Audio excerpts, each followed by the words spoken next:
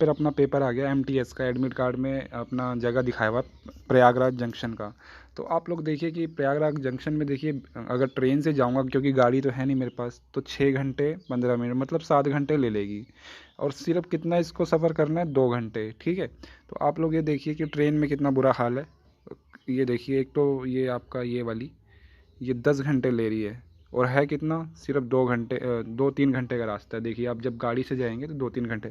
चलिए कोई बात नहीं, हम लोग देख लेते हैं कि ये कितनी दूर है मैप में। तो देखिए यहाँ पे मैं यहाँ सैदात से यहाँ से जाऊँगा, तो मुझे यहाँ तक जाना है, ठीक है।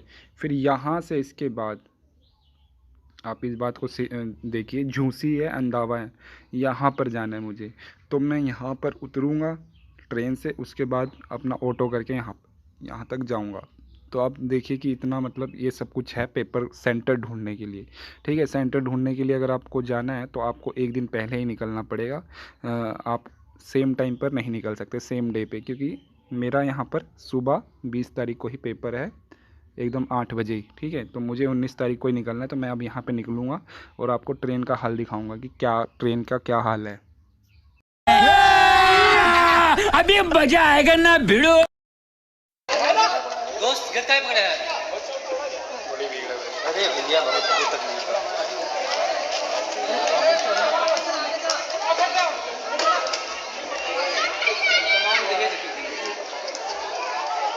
पहले सूटकेस है कितनी दिखता है।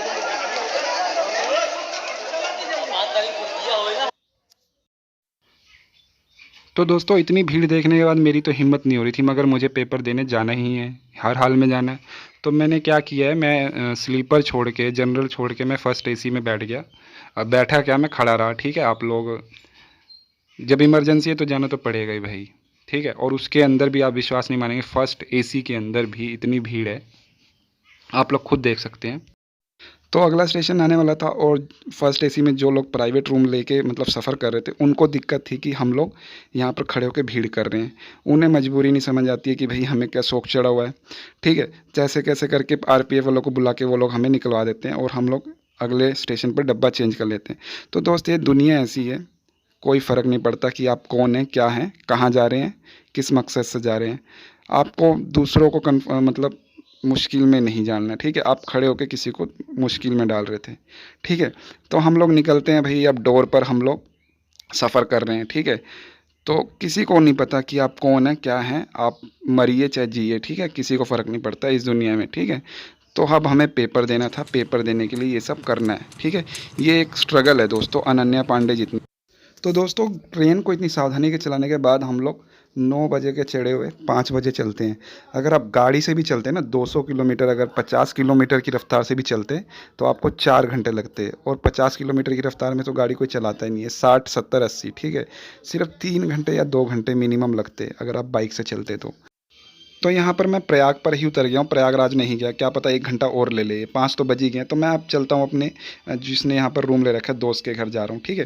तो यहाँ पर सबसे ज़्यादा आपको ये बोर्ड दिख रहे होंगे, उत्कर्ष चैनल का और एक आईएएस का। तो अब यहाँ पर मैं अपने दोस्त का रूम दिखा देता हूँ, जो कि मेरे गाँव में ही रहता है। तो दोस्तों अब आ गए हैं अपने दोस्त के रूम पर, जहाँ पर वो रेंट आपका बता दूं मैं, यहाँ पर 3500 रुपये, और वो 3 लोग रहते हैं, डिवाइड करके रखते हैं।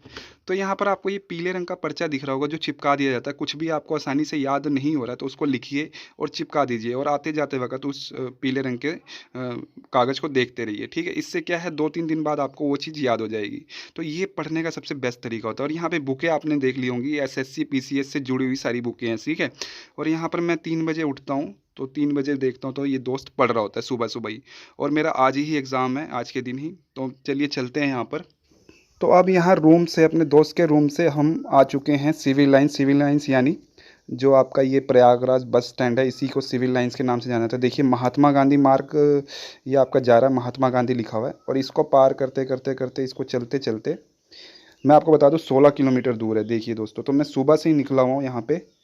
और ये क्या है, कहाँ गया ये रास्ता, ये यहाँ से टर्न होके मैं आपको बता रहा हूँ। यहाँ पे मैं इसको इसलिए दिखा रहा हूँ, एक मिनट, देखिए ग्रैंड ट्रक रोड, ठीक है, जीटी रोड बोलते हैं। तो मुझे आप ये बताइए कि ग्रैंड ट्रक रोड जो ये वही वाली है क्या, जिसको इसको किसने बनवाया था, पहले मुझे आप ये बताइए, ठीक है। और ये कहाँ से कहाँ तक कनेक्ट है, शायद ये वही रोड है ग्रैंड ट्रक रोड।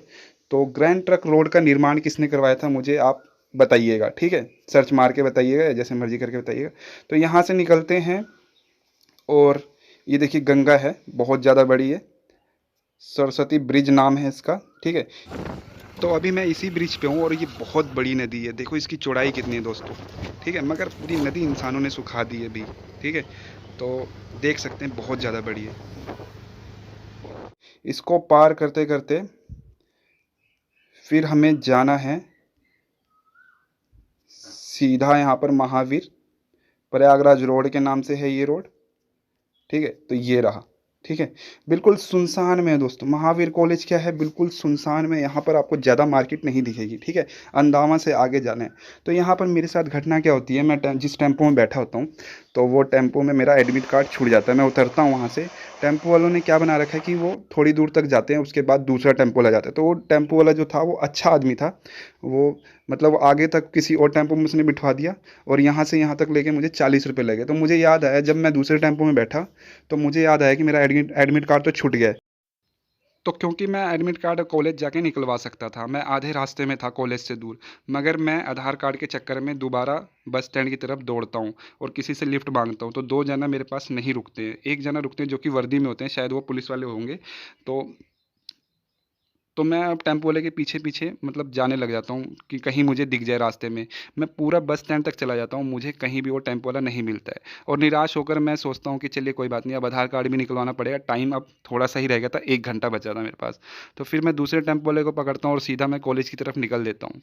तो यहाँ पर होता क्या है, मैं जैसे ही अपना आधार कार्ड निकलवा चुका होता हूँ वहाँ पर कॉलेज पे पहुँचकर, तो एक अनाउंसमेंट होती है कि आपका आधार कार्ड और एडमिट कार्ड 6 बजे से ही एक टेम्पो वाला जमा करवा के जा चुका है। तो यहाँ पर मेरे को समझ आ जाता है कि इंसान यहाँ पर दो तरह के हैं, अच्छे बुरे, ठीक है। एक प्राइवेसी ढूंढने के लिए आपको अपने पैसे का घमंड करते हैं कि अरे मैंने ये प्राइवेट पूरी ट्रेन मैंने बुक कर ली है, तुम कैसे रह सकते हो। मगर एक ऐसे इंसान होते हैं जो मजबूरी को समझते हैं, जैसे कि उस टेम्पो वाले दोस्त ने समझा, भाई ने समझा। वो उस टेम्पो वाले को मैं ढूंढता रहा, मैं आधे घंटे तक वहाँ पर दोबारा बस स्टैंड पर जाकर खड़ा रहा कि कहीं मिल जाए वो, मगर वो टेम्पो वाला मुझे नहीं मिला। मैंने कितने टेम्पो वालों से पता किया कि क्या आप ऐसे हुलिये वाले बंदे को जानते हैं, टेम्पो चलाता है। तो किसी ने कहा कि यहाँ पे बहुत सारे टेम्पो वाले हैं, सिर्फ मुझे उसे थैंक यू बोलना था इसलिए। तो अब मैं यहाँ घर वापस चला आया हूँ सैदात, ठीक है। तो ये वीडियो बना रहा हूँ, क्या पता ये वीडियो उसको मिले, ठीक है। उस भाई को मैं थैंक यू बोलना चाहता हूँ। दोस्त था एकदम, हमारे यंग लड़का था, ठीक है, ज़्यादा बड़ा भी नहीं था, ज़्यादा छोटा भी नहीं था, अपने जितने यंग था, ठीक है। तो ऐसे ऐसे लोग हैं, ठीक है, दुनिया में, ठीक है, अच्छे भी हैं बुरे भी हैं, ठीक है। तो पहले क्वेश्चन का आंसर मुझे नहीं पता, माफ़ करिएगा। दूसरा क्वेश्चन है HSRA की भारत में कब स्थापना हुई, तो 1928 में हुई है। और अफ़गानिस्तान की राजधानी क्या है, तो मैं यहाँ पर ऑप्शन में कराची टिक करके आया हूँ क्योंकि काबुल मेरे दिमाग से बाहर निकल गया था। काबुल है अफ़गानिस्तान की राजधानी। अब कांग्रेस की स्थापना कब हुई, तो 1885 में हुई थी, और एओ ह्यूम ने की थी, और ठीक है, एओ ह्यूम ने की थी। अब यहाँ पे गणगौर फेस्टिवल किस देवी देवता के लिए मनाया जाता है, तो ये फेस्टिवल राजस्थान में, ये त्यौहार राजस्थान में मनाया जाता है। और ये इसमें किसकी पूजा की जाती है, तो राम सीता की नहीं की जाती है, ना ही कृष्ण राधा जी की जाती है, इसमें शिव और पार्वती की जाती है। और न्यायनरस किसके भक्त थे, तो ये भी भगवान शिव के ही भक्त थे। पीएम पोषण किसके द्वारा स्थापित की गई है, तो महिला और जो चाइल्ड हैं उनके जो समिति है उनके द्वारा की गई थी। और इनविजिबल मैन H.G. वेल्स ने लिखी हुई है, इसके ऊपर मूवियाँ बनी हुई हैं। ग्रिफन नाम का करेक्टर है जो बहुत मशहूर है। तो डबल डूम किसने बनवाया था, ये क्वेश्चन थोड़ा सा अधूरा है, ठीक है। आप डूम के बारे में समझिए कि जो ऊपर गोले टाइप में होता है उसका मतलब आर्किटेक्ट सबसे पहले किसने दिया था, तो लोधी वंशों ने दिया था, ठीक है। तो डबल डूम कुछ करके होगा इमारत, ये क्वेश्चन अधूरा है। बस आप डूम के बारे में जानिए कि डूम ऊपर जो गोल टाइप में होता है जो रखा जाता है बिल्डिंग के ऊपर, उसका मतलब आइडिया सबसे पहले लोधी वंश ने दिया था। अब उगादी कहाँ का फेस्टिवल है, और बांग्ला सोलुंग कहाँ मनाया जाता है, वांगला वांगला है, ठीक है। सोलुंग आपका अरुणाचल में, बांग्ला आपका मेघालय में, और उगादी आपका तेलंगाना में मनाया जाता है। तो इंग्लिश के 2 ही क्वेश्चन याद है मुझे। एक ईडियम आया था to eating crow. To eating crow का मतलब क्या है? किसी को गलती मनवाना, ठीक है। जैसे कि तुम कौवे खाओगे जब एक दिन मैं मशहूर हो जाऊंगा, तो टू ईटिंग क्रो, तुमको कौवे खाने पड़ेंगे, किसी को गलती मनवानी है, ठीक है। एक दूसरा क्वेश्चन आया था strong smell, something strong smell, उसके लिए सिमिलर वर्ड क्या हो सकता है? तो 2 ऑप्शन दिए थे, स्टीर और पंजुएंट। तो मैं ऑप्शन स्टीर करके आया हूँ, जो कि गलत है। पंजुएंट सही था। जो बहुत ज़्यादा ख़राब महके उसको पंजुएंट कहते हैं, ठीक है। अब हैबिटेंट का सिनोनिम क्या होगा? तो ट्रांजिएंट देखिए, कुछ भी जो छोटे समय के लिए रहे। डेंजिएंट का मतलब जो पार्टिकुलर जगह पर रहे। एंडेमिक का मतलब कुछ ऐसा जिससे वो बिलोंग करे अपनी कंट्री या पीपल से। एग्जाइल का मतलब जो बाहर रहते हों। और हैबिटेंट का मतलब जो एक जगह पर रहते हों। तो हैबिटेंट और डेनिजन एक जैसा लग रहा है, ठीक है। दोनों ही पार्टिकुलर प्लेस पर रहने वाले हैं। तो इसका सिनोनिम ये था, और मैं ट्रांजिएंट करके आया हूँ, तो ये गलत करके आया हूँ मैं। आप लोग ध्यान रखिएगा। तो दोस्तों, मैथ और रीजनिंग में क्वेश्चन कैसे आए थे? देखिए, मैथ में परसेंटेज आई थी, कंपाउंड इंटरेस्ट आया था, इंटरेस्ट एसआई इंटरेस्ट आया था, ठीक है। ये सब क्वेश्चन आए थे। प्रॉफिट लॉस आया था, परसेंटेज आई थी, ठीक है। फ्रैक्शन भी आया था, बोर्ड मास के ऊपर भी सिंप्लीफिकेशन आई थी। अब रीजनिंग में बात करते हैं तो सिलोनिज्म आया था आपका, और परसेंटेज इसके अंदर भी बनाई गई थी। और इसके अंदर फोटो जो मिरर इमेज वाले होते हैं वो भी बनाया था, और डी कोडिंग वाले क्वेश्चन भी आए थे। इसमें हमेशा क्वेश्चन रिपीट नहीं होते, इसमें आपको टाइम भी नहीं मिलता। इसको अपने आप देखना पड़ेगा, ठीक है। आपको अपने आप प्रैक्टिस करनी पड़ेगी। बुक आपको रीजनिंग और मैथ की एक खरीद के लानी है और करनी है, ठीक है। तो इतना ही अभी के लिए। आप उम्मीद है आपको इससे कुछ जानकारी मिलेगी इस वीडियो से, ठीक है। और इसको शेयर ज़्यादा करते रहिएगा, ठीक है।